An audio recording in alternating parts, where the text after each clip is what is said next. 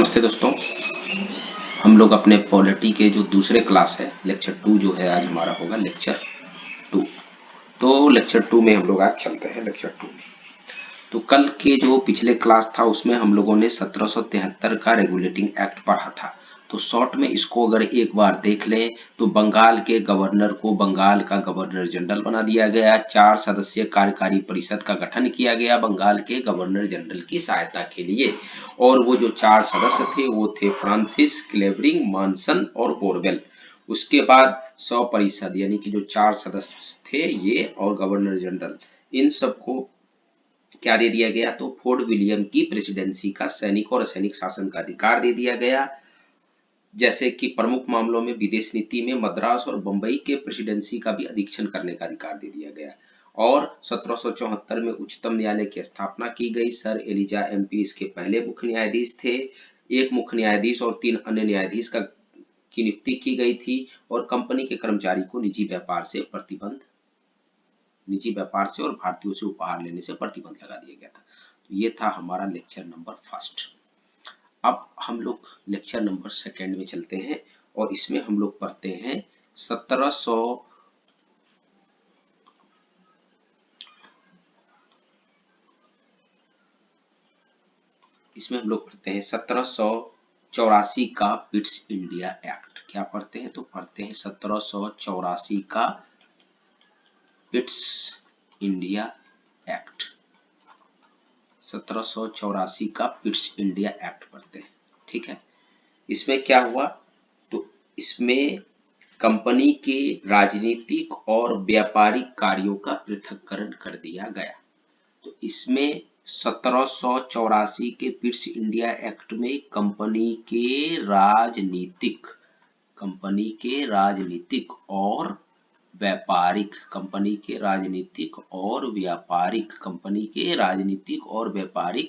कार्यों का पृथक्करण कर दिया गया।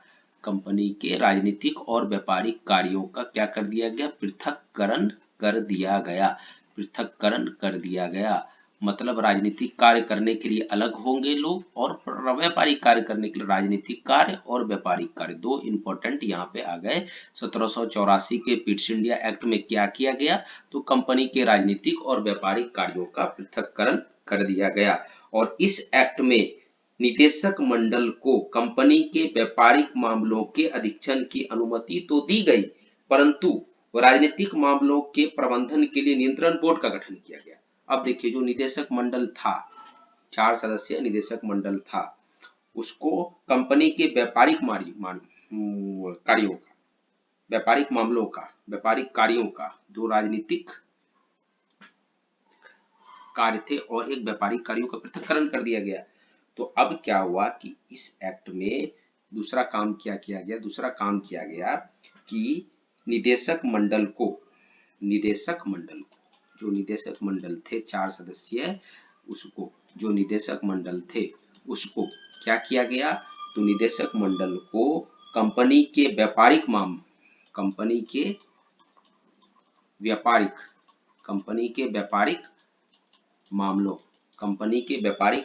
के अधीक्षण करने का अनुमति दिया गया।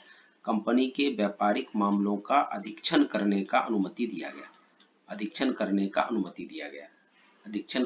अनुमति दिया गया कंपनी के व्यापारिक मामलों का। और क्या किया गया? लेकिन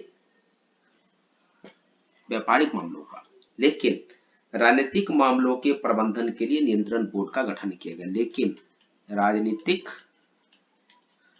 मामलों को प्रबंधन के लिए राजनीतिक मामलों के प्रबंधन के लिए क्या किया गया? एक नियंत्रण बोर्ड का गठन किया गया। नियंत्रण बोर्ड का गठन किया गया यानी कि बोर्ड ऑफ कंट्रोल का गठन किया गया। क्या किया गया? बोर्ड ऑफ कंट्रोल का। बस इस पिट्स इंडिया एक्ट में बस इतना ही जानने लायक था। क्या क्या जानने लायक था? 1784 के पिट्स इंडिया एक्ट में क्या क्या जानने लायक था, इसको देख लीजिए। पहला चीज जानने लायक था कि राजनीतिक और व्यापारिक कार्यों का पृथक्करण कर दिया गया। जो व्यापारिक कार्य थे इसके लिए जो कंपनी ने जो निदेशक मंडल बनाया था 4 सदस्य वाला 1773 के रेगुलेटिंग एक्ट में, उसको व्यापारिक कार्यों का अधीक्षण का अनुमति तो दिया गया, लेकिन राजनीतिक कार्यों के अधीक्षण के लिए बोर्ड ऑफ कंट्रोल का गठन किया गया, जिसको हम लोग क्या कहते हैं हिंदी में, नियंत्रण बोर्ड का गठन किया गया। नियंत्रण बोर्ड का गठन किया गया। तो 1784 का पिट्स इंडिया एक्ट यहीं पर खत्म होता है। हम लोगों ने 2 एक्ट खत्म कर लिया। अब आगे चलते हैं हम लोग 1786 के अधिनियम में। 1786 के अधिनियम में सर्दी अभी तक छूटा नहीं है। 1786 के दिन हम लोग को बस सुनते चलना है, बस हम लोग क्या करना, सुनते चलना है और दिमाग में बैठाते चलना है। जहाँ इंपॉर्टेंट लगा नोट्स बना लेना है। मेरा इस वीडियो बनाने का पर्पस बस इतना है कि आप लोग पढ़ें बुक से या हमारे यहाँ से पढ़ें और आप लोग सुने। जितनी बार सुनेंगे, छोटा छोटा वीडियो होगा, 20 मिनट 25 मिनट आधे घंटे 35 मिनट, कभी कभी लंबा हो गया तो कोई टॉपिक ऐसा रहा तो ठीक है, अदरवाइज ज्यादा लंबा वीडियो होने की संभावना नहीं है। तो 1786 का जो अधिनियम है इसमें क्या किया गया देखिए, इसमें गवर्नर जनरल को विशेष परिस्थितियों में अपने परिषद के निर्णय को निरस्त करने अथवा लागू करने का अधिकार प्रदान किया गया। तो 1786 के अधिनियम लॉर्ड कॉर्नवालिस जी के लिए बनाया गया है। ये विशेष परिस्थिति में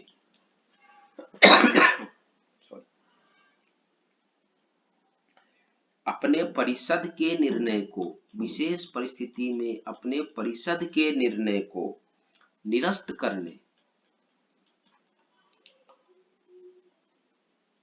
अथवा लागू करने का अधिकार प्रदान कर दिया गया और गवर्नर जनरल को प्रधान सेनापति की शक्तियां भी प्रदान हुई। तो गवर्नर जनरल को प्रधान सेनापति की शक्तियां प्रदान की गई। और जैसा मैंने बताया अभी आपको, लॉर्ड कॉर्नवालिस जो है सर्वप्रथम ये दोनों अधिकार को प्राप्त किया। तो 1786 का अधिनियम में बस इतना ही था और कुछ ज्यादा था नहीं। तो हम लोगों ने क्या किया, 1786 का अधिनियम भी खत्म कर दिया। हम लोगों ने पढ़ा, अभी एक बार शॉर्ट रिवीजन, 1784 का पिट्स इंडिया एक्ट और 1786 का अधिनियम, इस दो को पढ़ा। क्या किया 1784 के पिट्स इंडिया एक्ट में, क्या किया कि राजनीतिक और व्यापारिक कार्यों का पृथक्करण कर दिया। राजनीतिक कार्य को करने के लिए एक बोर्ड ऑफ कंट्रोल यानी नियंत्रण बोर्ड का गठन किया गया राजनीतिक कार्य को करने के लिए, और जो कंपनी के जो निदेशक मंडल थे जो 4 सदस्य थे उसको व्यापारिक कार्यों के अधीक्षण का तो अनुमति प्राप्त हुआ, लेकिन राजनीतिक कार्यों के लिए बोर्ड ऑफ कंट्रोल का गठन किया गया। ये हो गया, ठीक है। 1786 के पिट्स इंडिया एक्ट में क्या हुआ कि गवर्नर जनरल को विशेष परिस्थिति में अपने जो निदेशक, अपने जो परिषद था उसका जो परिषद का निर्णय को निरस्त करने, विशेष परिस्थिति में परिषद के निर्णय को निरस्त करने या लागू करने का अधिकार दे दिया गया और गवर्नर जनरल को प्रधान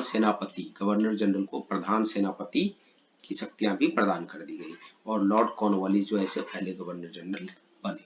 तो ये हो गया हमारा 1786 का पिट्स इंडिया एक्ट। अब नेक्स्ट टॉपिक पे चलते हैं। नेक्स्ट टॉपिक है 1793 के चार्टर एक्ट। तो 1793 का चार्टर एक्ट कुछ ज्यादा इंपॉर्टेंट हम लोग उसमें नहीं पढ़ते हैं, कुछ चीजें जैसे हम लोग इसमें नहीं बता पाए, तो हम लोग अभी क्वेश्चंस करेंगे। कितने क्वेश्चंस होंगे, जैसे मान लीजिए 40-50 क्वेश्चंस करेंगे। 1773 से 1853 का जो अधिनियम है उसमें हम लोग लगभग 40 से 50 क्वेश्चंस करेंगे, तो कुछ छूट जाएंगे तो क्वेश्चन से कवर हो जाएंगे। हम लोग को एक नोट्स बना लेना, अच्छा इसमें ये छूट के थोड़ा A4 साइज में लिखते चलना है और थोड़ा जगह छोड़ते चलना है। जैसे ही कुछ एक्स्ट्रा लगा, चाहे मैंने क्वेश्चन कराया वहां से लगा, ऐड कर लिए, या कहीं आपने टेस्ट सीरीज लगाया या कहीं बुक पढ़ा या कहीं आपको लगा न्यूज में आया कुछ आया, ऐसा कुछ लगा आपको, आपने वहां नोट कर लिया। 1793 का चार्टर एक्ट में अब चलते हैं। तो इसमें बस इतना ही काम हम लोग को याद रखना है कि इसके अंतर्गत कंपनी के अधिकारों को 20 वर्ष के लिए बढ़ा दिया गया। इसमें बस इतना किया गया कि कंपनी के अधिकारों को 20 वर्षों के लिए बढ़ा दिया गया, 20 वर्षों के लिए बढ़ा दिया गया, बस और कुछ भी नहीं करना है। तो हम लोगों का 1773 हो गया, 1784 हो गया, 1786 1773 का रेगुलेटिंग एक्ट, 1784 का पीस इंडिया एक्ट, 1786 का अधिनियम हो गया और 1793 का अधिनियम हो गया। 1793 का अधिनियम में बस 20 वर्ष के लिए बढ़ा दिया गया, तो 20 वर्ष के लिए बढ़ा गया, तो 1813 का अधिनियम आया जो कि हमारे लिए इंपॉर्टेंट हो जाता है। 1813 का अधिनियम हमारे लिए इंपॉर्टेंट हो जाता है। 1813 का अधिनियम हमारे लिए क्या हो जाता है, इंपॉर्टेंट हो जाता है। तो 1813 का अधिनियम के बारे में हम अब थोड़ा सा इसके बारे में पढ़ते हैं जल्दी से और इस वीडियो को खत्म करते हैं। तो पहली बार भारतीयों की शिक्षा के लिए 1 लाख रुपए खर्च करने का उपबंध किया गया। पहली बार भारतीयों की शिक्षा के लिए 1 लाख रुपए खर्च करने का उपबंध किया गया। अब क्वेश्चन कभी कभी पूछ लेगा कि साइंस और टेक्नोलॉजी को या विज्ञान और प्रौद्योगिकी को बढ़ाने के लिए 1813 के अधिनियम में प्रावधान किया। हाँ, किया 1 लाख रुपए शिक्षा के लिए खर्च किया गया, तो विज्ञान प्रौद्योगिकी में बढ़ा है, ये कहीं भी बढ़ा है। और कंपनी के भारतीय व्यापार के एकाधिकार को समाप्त कर दिया गया। कंपनी के भारतीय व्यापार के एकाधिकार को समाप्त कर दिया गया। 1 लाख रुपए शिक्षा के लिए दिया गया, कंपनी के भारतीय व्यापार के अधिकार को समाप्त कर दिया गया, लेकिन चीन के साथ चाय के व्यापार पर उसका अधिकार बना रहा। लेकिन चीन के साथ चाय के व्यापार पर उसका अधिकार बना रहा। यही हो गया 1813 का अधिनियम। तो 1813 के अधिनियम में क्या क्या चीजें इंपॉर्टेंट थी, तो 1813 के अधिनियम में जो चीजें इंपॉर्टेंट थी वो थी, पहला चीजें इंपॉर्टेंट था 1813 का अधिनियम में जो कि चार्टर एक्ट इसको कहते थे। जब 1773 से जो 1853 तक चार्टर एक्ट कहा जाता था। अधिनियम कब अधिनियम 20-20 साल पे जो है वो चार्टर एक्ट आया। बाकी अधिनियम 1786 में अधिनियम आया, 1784 में पीट्स इंडिया एक्ट आया, बाकी 1773 में रेगुलेटिंग एक्ट आया, उसके बाद चार्टर एक्ट करने लगे। 1813 का चार्टर एक्ट, 1833 का चार्टर एक्ट, 1853 का चार्टर एक्ट, ये करने लगे। एक नाम दिया गया लिखित कानून, चार्टर एक्ट, एक कानून। तो 1813 के चार्टर एक्ट में क्या किया गया, शिक्षा के लिए 1 लाख रुपए दिया गया, पहला बात। दूसरा बात, कंपनी के व्यापार का एक अधिकार को समाप्त कर दिया गया, लेकिन चाय का व्यापार चीन के साथ, चाय के व्यापार को चीन के साथ उसका एक अधिकार बना रहा था। बस इतना ही पढ़ना है, शॉर्ट में पढ़ते हुए चलना है, कंप्लीट करते हुए चलना है। तो ये हो गया हमारा। देखिए अब हम लोग कुछ बातें कर लेते हैं। बातें ये कर लेते हैं कि हम लोग का पढ़ाई कैसे चलेगा। अब इसके बारे में बताते हैं। कुछ पढ़ाई हो गई, कुछ थोड़ी बातें कर लेते हैं। तो जैसे ही हमारा 1853 तक का चार्टर एक्ट का अधिनियम खत्म हो जाएगा, उसके बाद हम लोग इसके जो भी क्वेश्चंस पूछे गए होंगे, पीवाईक्यू होंगे, चाहे बीपीएससी के हो, चाहे यूपीएससी के हो, चाहे यूपीएससी के हो, चाहे यूपीपीसीएस के हो, चाहे एनडीए के हो, चाहे सीडीएस के हो, या बिहार के कोई और एग्जाम है उसमें पूछा गया है, तो ये सारे पीवाईक्यू को हम लोग करेंगे, जिससे कि हम लोग 50 से 60 में भी 70 क्वेश्चंस तक हम लोगों के होंगे। ये कवर हो जाएगा तो हम लोग का ये टॉपिक हो जाएगा खत्म। फिर हम लोग आगे चलेंगे, 1858 से 1947 तक पढ़ेंगे, फिर हम लोग उसके रिलेटेड क्वेश्चंस करेंगे। तो सब कुछ इसी में हम लोग करते चले जाएंगे। वो जल्द से जल्द जल्दी वीडियो भी अपलोड होगा, आप लोग को पढ़ना है, ज्यादा नहीं करना। देखिए शॉर्ट वीडियो, आप मैंने बोला था कि 2 से 3 घंटे क्लासेस चलेंगे, शॉर्ट वीडियो एक दिन में 2-3 आएंगे। शॉर्ट वीडियो जैसे मैंने देखा है कि जैसे मैं भी क्लास करता हूँ, पढ़ता हूँ, मैं भी कहीं ना कहीं से कोई ना कोई सर से पढ़ रहा हूँ, कोई ना कोई हमारे गुरु होंगे, तो जैसे 2.5 घंटे 3 घंटे की क्लास होती है तो बोरिंग लगने लगता है कि यार इतना लंबा क्लास है, खत्म। शुरू करने से पहले सोचना पड़ता है। अब 20 मिनट का क्लास है तो चलो यार अच्छा मुझे कहीं 20 मिनट बाद जाना है, अच्छा एक क्लास निपटा लेते, तो उस 20-20 मिनट के टाइम का भी यूटिलाइज हो जाता है। तो आप क्या करते हैं कि दिन भर में अगर आपने इस तरह से 2-3 क्लासेस देख लिए तो आपके 1 घंटे की पढ़ाई हो गई हंसते खेलते। तो मेरा पर्पस बस यही है कि हम लोगों को हंसते खेलते एंजॉय करते हुए इस एग्जाम की जर्नी को एंजॉय करते हुए हम लोगों को चलना है। और आगे भी वीडियो अपलोड होंगी, ठीक है। तो बहुत बहुत धन्यवाद, आप लोग सपोर्ट करते रहिए, चैनल को सब्सक्राइब करिएगा, बिहार एग्जाम प्रेप चैनल को सब्सक्राइब करिएगा, ठीक है। मैं लिख देता हूँ, बिहार एग्जाम प्रेप चैनल है, इसको आप लोग सब्सक्राइब करिए, अपने दोस्तों में शेयर करिए, वीडियो अपलोड होता रहेगा और इतने अच्छे से हम लोग पढ़ेंगे कि आप लोगों को सारे सिलेबस को कवर कर दूंगा, मैं सारे सिलेबस को कवर कर दूंगा, polity, economics, geography, Bihar special सब। बहुत जैसे पॉलिटी की क्लासेस अभी चल रही हैं, बहुत जल्द साइंस की भी वीडियो में अपलोड करना शुरू कर दूंगा। साइंस में हम लोग स्टार्ट करेंगे फिजिक्स से क्लास, करंट अफेयर की वीडियो अपलोड होने भी शुरू हो जाएंगे। तो साइंस में फिजिक्स से हम लोग शुरू करेंगे, तो इस तरह चलेगा। और पॉलिटी में मेंस के भी क्वेश्चन हम लोग डिस्कस करेंगे, जैसे हम लोग टॉपिक जैसे मेंस के क्वेश्चन आएंगे तो हम लोग जैसे 15 मिनट 20 मिनट के जो वीडियो बनाएंगे, 2 क्वेश्चन जैसे प्रीएम्बल खत्म हुआ तो प्रीएम्बल के मेंस के क्वेश्चन हम लोगों ने डिस्कस कर लिया, पूरा फॉर्मेट के साथ डिस्कस करेंगे, ठीक है। Thank you very much.